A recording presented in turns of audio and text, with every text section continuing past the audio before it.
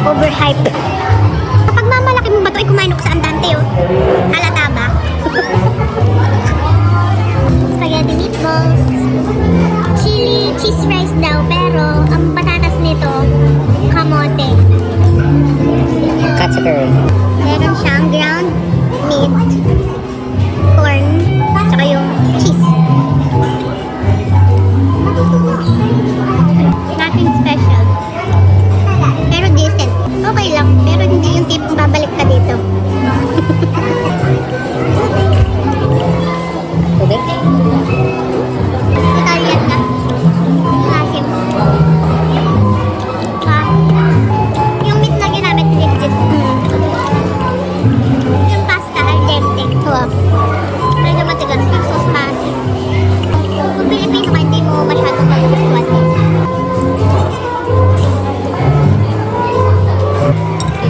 Weird ng lasa.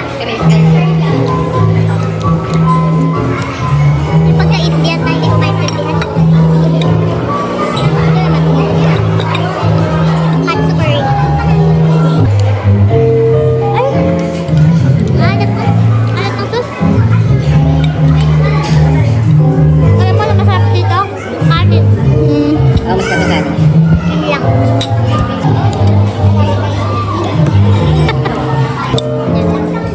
Pork katsukuri.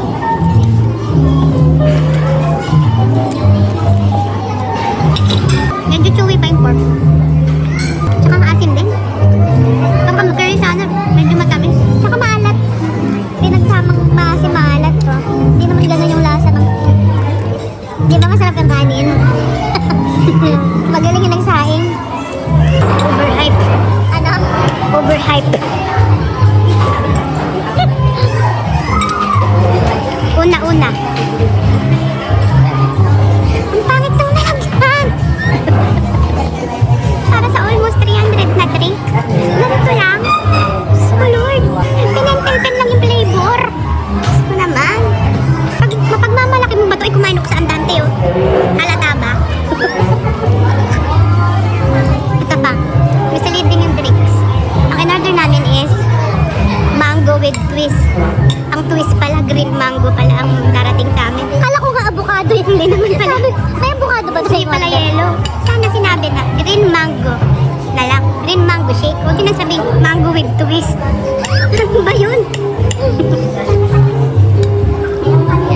Mas masarap pa yung diwan-diwan.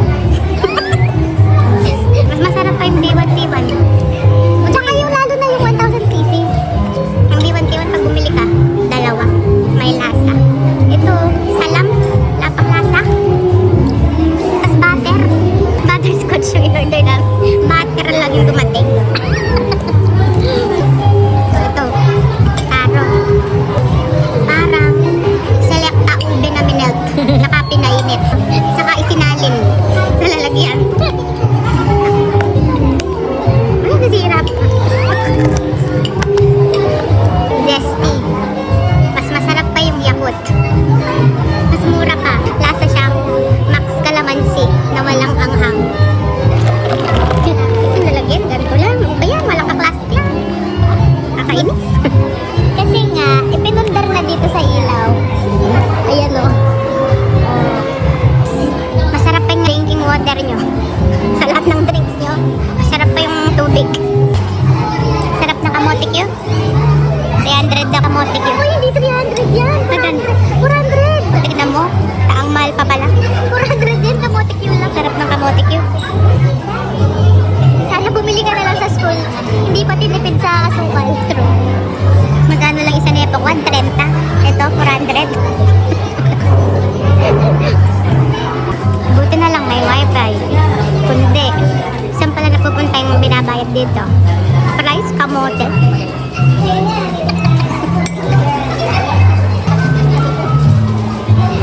Sana pala nag-McDo na lang. Buti pa yung sa McDo, legit na patatas. Dito, kamote. Oo nga, no, sobrang misleading. Sabi doon, chili, cheese rice. Tapos biglang kamote. Kaya pala tig 700 yung rice mill. Naka-elevator.